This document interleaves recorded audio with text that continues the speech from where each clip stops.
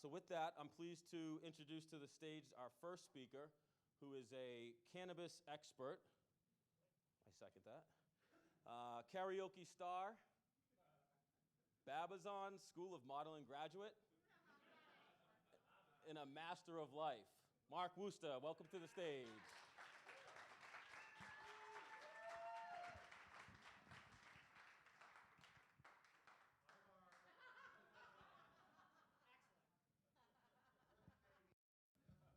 I know that closes a loop for a lot of you. I am a Babazon School of Modeling graduate here in Boston. Thank you, yes. But that's not why we're here. Let me take you back to May 12th, 2011. It was a beautiful spring day in Boston. I had a pretty successful life up to that point. I was running the company that I founded in 1987. And we'd had good success. We made the Inc. 500 list not once, but twice. I had 2 daughters who were off in college, and I had a son who I gladly spent all of my time with. For all intents and purposes, I was a happy and successful guy.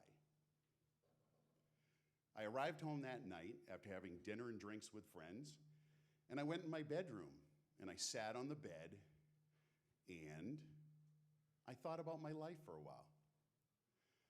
And then I slowly got up, went to the dresser drawer, reached in, and pulled out my shiny 9mm Smith & Wesson. And I held it to my head. Pull a trigger, not pull a trigger. How did somebody so happy and so successful get to a point where in a moment, life could be over?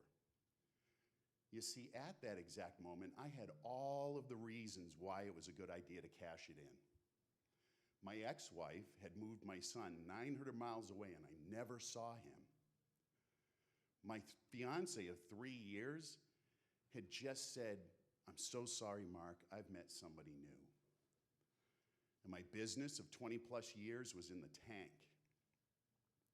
But the big thing was my nephew, who was the same age as my son, who is the son of my brother and my business partner, had just killed his mother and buried her in the backyard of the family home, 2 houses away from mine. How do you get past that? So, how do you get past that? If you add in a lifelong history of depression and mood disorder, sprinkle in some alcohol, you can see that that's a recipe for catastrophe. So I thought, how are my kids gonna find me? With half of my head gone, brains splattered all over the place, I just couldn't do that to them. So I checked myself into the local hospital for a weekend stay. You know, the place where they take your shoelaces and your belt and they give you something really cool to color for the weekend. And that started a journey into uncovering the stories that create reality, the perspective that affects your life moment to moment. In his book, my dear friend David Sohn, his book is Escaping the Labyrinth, he describes how we as human beings, by the time we're 5 years old, we've made 3 firm decisions about life. The first is, who am I? The second is, who are you? And the third is, how is life? So there's a couple of problems with that. The first problem is, you live with a decision that a 5-year-old made, right? The second is, you don't even know that that's running in the background. It's in your subconscious, and it's running the show. My story, my declaration at that point when I was 5 was, I'm unlovable, you can't be trusted, and the world is judgmental. Imagine how my relationships went from that point on. Because we gather evidence for these as we go in every relationship.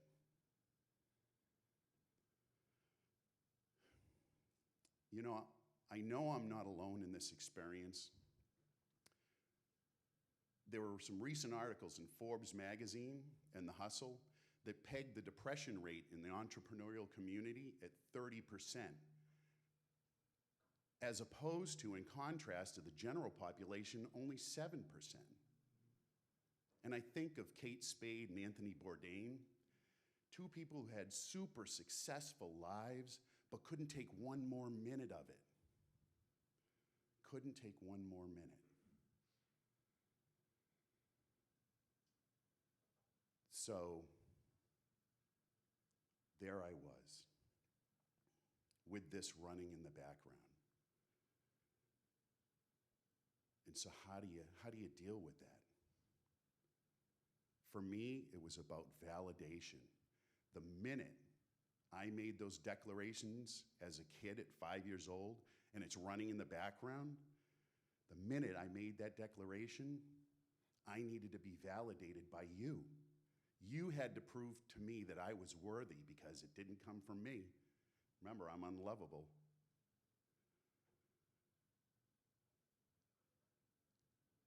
A lot of people spend a lot of money every year on self-help. People spend millions on self-help books, programs, seminars, and I'm included. I've been working on me for a long, long time. As a matter of fact, up until a few months ago, I still had the original cassette tapes from Tony Robbins' initial launch. I couldn't part with them. How long has he been in the game? Like 30 years, right? I still had those. But here's the problem, folks. It was putting lipstick on a pig, and I was the pig. Until I went back and found that foundational story that was running in the background, there wasn't any self-help book or seminar that was gonna make a change in how I acted in the world. It really comes down to two words: self-love. Wouldn't you agree with me that we are our own worst critics? But in fact, you are all amazing. And what do you get when you really figure out that you're amazing? Anything and everything is possible at that moment.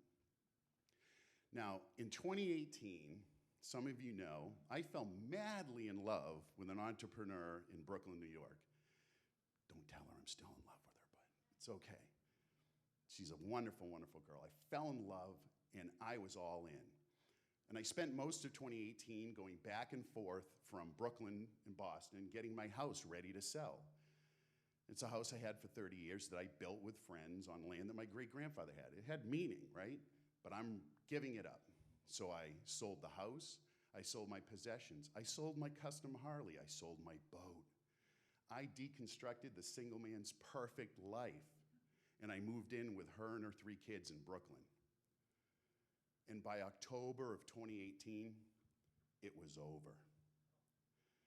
And I remember sitting there with her and saying, all you have to do is tell me that you love me and you need me, and I'll be fine.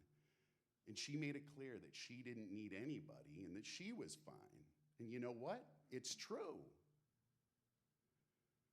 So there I was. At the same time, my mother, the queen of validation, the one who loves me no matter what, is actively dying of pancreatic cancer here in Boston. And this was not any mother-son relationship, right? I lived next door to her from my whole entire adult life. I had breakfast with her for the last 10 years almost every day. And I'm pretty sure if you go into the Webster's Dictionary and you open it up and you look for Mama's Boy, my picture is right there. So there I was. I'd sold all of my possessions. My relationship with the one was over. And my greatest supporter is on her deathbed. Talk about a catalyst for transformation. I had to find out why my relationships ended and why I acted the way that I did. And I know it sounds like it was a really horrible time, and it was. But you know, when you have a horrible time, what do? You go out and you start a cannabis company, right? And then I got high. No, that's not, don't cue the music. Anyway, it was a moment. Today, my life is transformed. It is utterly different than it was before. I'll give you some examples. Self-love allowed me to sell that company after 30 years and walk away because it wasn't what I wanted to be doing. Self-love allowed me to graduate with a bachelor's in nursing in 2018, something I wanted to do. I started that new company. I enrolled in a master's program in cannabis science and therapeutics. Amazing things because of self-love. I moved to Midtown Manhattan. I love New York. I did it because I wanted to, because I love me. The biggest thing is that is the biggest transformation. I absolutely love myself. I'm absolutely fucking amazing. And so are you. So are you. So, I'm going to leave you with 3 things, okay? Number 1, gratitude. I am so grateful for everything that's happened in my life. Even the bad stuff, even the stuff that was painful, especially for the stuff that was painful, because it was what caused me to change, to transform. Without that pain to push me through, I never would have got to the amazing life that I have today.